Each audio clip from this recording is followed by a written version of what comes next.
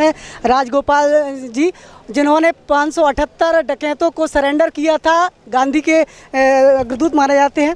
राजगोपाल जी, आज नदी बचाओ पदयात्रा में आप चल रहे हैं, क्या कहना चाहिए? क्योंकि दुनिया में क्लाइमेट क्राइसिस जो है एक बहुत बड़ी इश्यू है, क्योंकि जलवायु प्रदूषण की समस्या है, उससे पूरी दुनिया पीड़ित है। और ऐसा कह रहे हैं कि अगर ऐसे ही चला तो 10 साल तक भी प्लैनेट को टिकना मुश्किल है। तो इस समय डॉक्टर गोविंद सिंह जी जैसे मित्र जब निकल पड़े हैं कि नदी को बचाने के लिए और पानी बचाने के लिए, ये हमारा भी कर्तव्य है कि हम उनके साथ कंधे से कंधा मिला के चलें।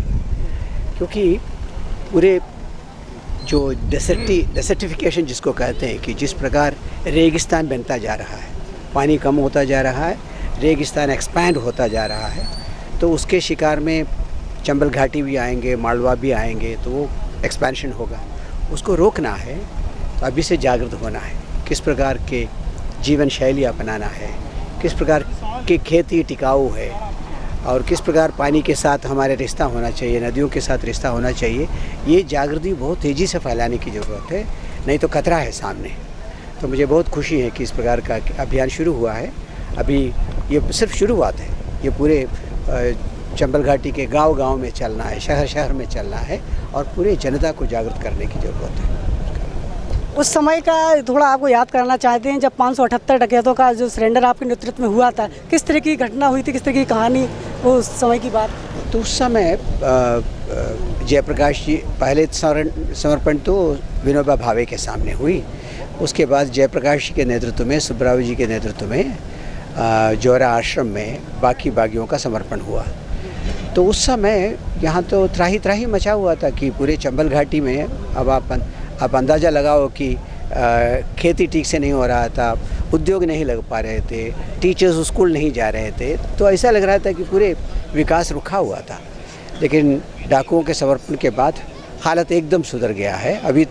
अभी नौजवानों से आप पूछो तो वो कहते हैं हाँ, एक ज़माने में था यहाँ डाकू समस्या, तो एकदम बदल गया है। लेकिन डाकू समस्या समाप्त हुई तो सीधे जो बंदूक की हिंसा समाप्त हो गई, लेकिन गरीबों के ऊपर, भूमिहीनों के ऊपर, वंचितों के ऊपर जो हिंसा हो रही है वो अभी भी समाप्त नहीं हुए हैं। तो बंदूक की हिंसा समाप्त हुई, अब तो समाज में जो हिंसा है उसको समाप्त करने की ज़रूरत है और प्रगति के साथ जो हिंसा है वो समाप्त करने की ज़रूरत है। तो डॉक्टर गोविंद सिंह जी जो कर रहे हैं वो प्रगति के साथ जो हिंसा है उसको समाप्त करने का प्रयास है कि नदी के साथ, धरती के साथ ये सब हिंसा भी समाप्त होने का समय है। तो मैं मानता हूँ कि चंबल घाटी एक प्रकार अहिंसा के लिए, बहुत लोगों को हम यहाँ बुलाते हैं कि अहिंसा का दर्शन करना हो तो आओ, कि बंदूक की हिंसा समाप्त हुई, अब हम बाकी प्रकार की हिंसा समाप्त करने की कोशिश कर रहे हैं। तो ये एक प्रकार के अहिंसा टूरिज़्म का जगह बनने जा रहे हैं। तो उस पर गोविंद सिंह जी का काम भी बहुत महत्व का है, उसे पूरा एक माहौल बनेगा, फिर लोग आएंगे अहिंसा के सिद्धांत को सीखने के लिए चंबल घाटी आएंगे, ऐसा मैं मानता हूँ। तो इस समय हमारे साथ राजगोपाल जी आपकी जन अदालत न्यूज़ पर जुड़े हुए थे, पदयात्रा को लेकर हमारी सीधी बात हुई थी। जुड़े रहिए हमारे साथ। नमस्कार। Thank you sir.